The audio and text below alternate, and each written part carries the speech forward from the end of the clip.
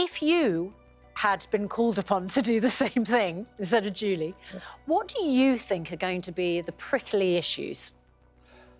I think the two fundamental issues, one for Mr. Sunak, who's proposing new policies. I think the question for him is, look, if this is such a good idea, you've had 14 years to do it. Why didn't you do it in 14 years? And I think and that's a tough one to answer, I think. I think for Mr. Starmer it is, well, you say that, but you've said the following things over the past 5 years, none of which you now stand for. I interviewed him for the Labour leadership on the BBC. I think it was towards the end of February 2020, just before the pandemic started to hit. And he went through a whole range of things, nationalised rail, mail, energy, and so on, abolish universal credit, abolish university tuition fees, wealth tax, and all the rest of it. And I said, but how can we? He said, Andrew, these are not promises, these are pledges. What happens when a politician skilled at navigating a landscape of carefully crafted responses suddenly loses his composure? This is precisely what Andrew Neil accomplished while interrogating Keir Starmer. His probing questions and relentless demand for clarity transformed the interview into a gripping spectacle, leaving Starmer struggling to articulate his thoughts, as if he were ensnared. Each of Neil's incisive inquiries seemed to lay bare Starmer's lack of preparation, making him appear anything but a future Prime Minister. Neil refused to let him evade the questions. Whenever Starmer attempted to sidestep or shift the topic, Neil pressed for the truth. This was more than just an interview. It was a high-stakes chess match, with Neil, the seasoned strategist, always 3 moves ahead, while Starmer, seemingly lost in a liberal labyrinth, barely managed to respond. In those moments, Neil showcased why he is regarded as one of the most formidable interviewers in politics and television. He seemed to be caught in a storm for which he was utterly unprepared. Why haven't you declared all the major donors who are funding your leadership campaign? Well, at the beginning of the campaign, the Labour Party set out the rules that we should all comply with, and they briefed us on it. And they involve doing the necessary checks on any donations, and then passing it to the parliamentary authorities so that they could be published. And I'm following those rules. So that's process. That's not process, that's the rules. You're following the process, but there's a bigger principle at stake, that Labour Party members who are being asked to vote for you should know who's bankrolling your campaign. That is why the Labour Party set up those rules. But you won't tell us. Neil's reputation as a master at dismantling weak arguments has solidified his status as a true legend in political journalism. It's no surprise that politicians often try to avoid him, fearing the very real possibility of public humiliation that could derail their careers.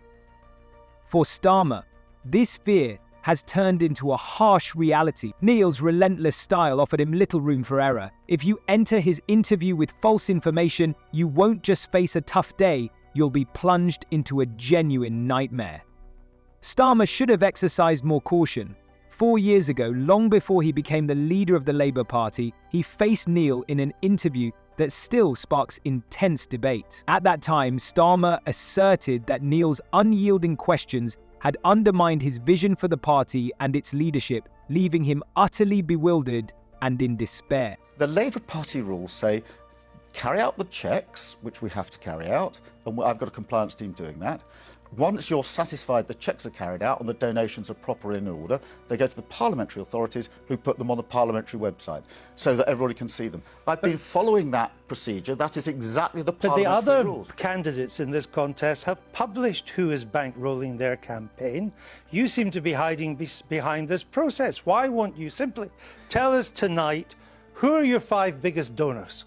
Andrew, how can you say I'm hiding behind a process when it's the Labour Party process? The Labour Party, at the beginning of it... Because you're hiding behind the process. No, the Labour Party said... Why don't you do what the other candidates do and tell... Don't Labour members have a right, as they decide whether to vote for you or not, they want to know where your money's coming from? I've been asked that many times. I've said it's coming from trade unions, from crowdfunding, from individual donations. Who's your biggest donor? Neil showed no mercy towards Starmer, relentlessly pressing him with crucial questions about policy and leadership priorities. Starmer's responses came off as unconvincing, as if he had been caught off guard, clearly highlighting his lack of preparation for the leadership role. Neil didn't hold back, directly pointing out the inconsistencies in Starmer's arguments, as if he were tearing away a mask. Observing this tense exchange, it was evident that Starmer was extremely uncomfortable. His confidence was evaporating, and he struggled to defend his position convincingly. This interview was not just challenging, it was a full-on assault that left a lasting impression. Neil brutally exposed vulnerabilities that Starmer's opponents later capitalized on to undermine his authority. Right. For many, it was a moment that revealed Starmer more as a follower than a genuine leader, and that sense of disappointment hung heavily in the air. As for Starmer, it's no surprise that he has been reluctant to face Neil again, as if he knows he could easily find himself ensnared once more. You made 10 policy pledges for this campaign. Let's see how watertight they are. Can you guarantee that under your leadership, the 2019 Labour commitments to nationalise water, energy, rail, the Royal Mail, they'll all be in Labour's next election manifesto? I've made that commitment.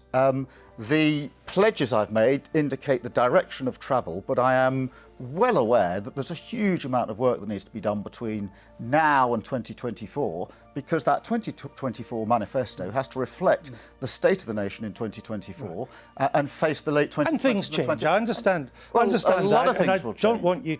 I'm not consider asking you to write the manifesto, but those 4 industries will be in the Labour manifesto for nationalisation come 2024. Confronted with Neil's tough question, Starmer seems to have grasped a crucial lesson: steer clear of him at all costs. Following those initial interviews, he has consistently turned down the chance to sit down with Neil again. And honestly, who could blame him? Neil's interviews are a true test of resilience, where errors are simply not tolerated. Starmer knows all too well that once he assumes the role of Prime Minister, he will face relentless and unforgiving criticism. Neil's knack for pinpointing flaws and inconsistencies is truly unmatched. And it's impressive. For Starmer, who aims to become Prime Minister, the stakes have never been higher. A misstep under Neil's watchful eye could inflict damage on his leadership that no amount of prepared press releases could repair. They will. They're baseline indicators of where we're going. I think that we'll need to think about how we do it. Well, they will be. They are. What I'm saying to the members here is we need to build the case from where we are now to 2024. Lots of things are going to change between now and 2024. It's not unlikely that we'll be leaving the EU without a deal. We don't know what the state of the economy will be. Leaving Starmer utterly bewildered, Neil relentlessly pursued the truth, or, even more troubling, the absence of it. He harshly accused Starmer of making statements that had no basis in reality, proving that even the most meticulous preparation couldn't shield him. Whether it was political promises or personal claims, Neil presented irrefutable evidence that he laid bare for all to see. When Starmer attempted to sidestep questions or offered vague responses, Neil showed no mercy, acting like a predator that left its prey with no chance of escape. He confronted Starmer directly, denying him any opportunity to evade. And with each question, he uncovered more contradictions in Starmer's statements. For instance, Neil didn't hesitate to challenge him on crucial Labour policy issues, as if he were tearing away a mask. Starmer's efforts to dodge the questions only exacerbated the situation, and Neil pressed on relentlessly until the inconsistencies became glaringly obvious. In that moment, the audience could feel the tension mounting as the truth began to pierce through the fog of deception. So we're going to have to craft that 2024 manifesto looking forward. My pledges are an indication to our members as to what I think is important, the direction of travel and what we will build on. Keir Starmer, a pledge is not an indication. A pledge is a word, is your word. It's a pledge. I'm not disputing that. I don't have any problem. So is it a pledge that these industries will be in your manifesto for nationalisation? Yes, it is.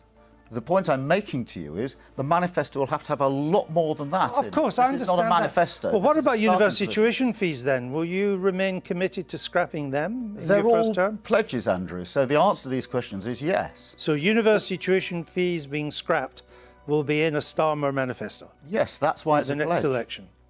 Okay. Why then doesn't the Labour left trust you? Well, it wasn't merely about catching a politician in a lie.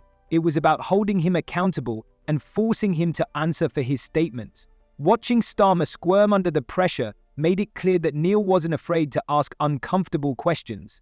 If Starmer thought he could evade the answers, Neil demonstrated that facts cannot be twisted and leave no room for deception.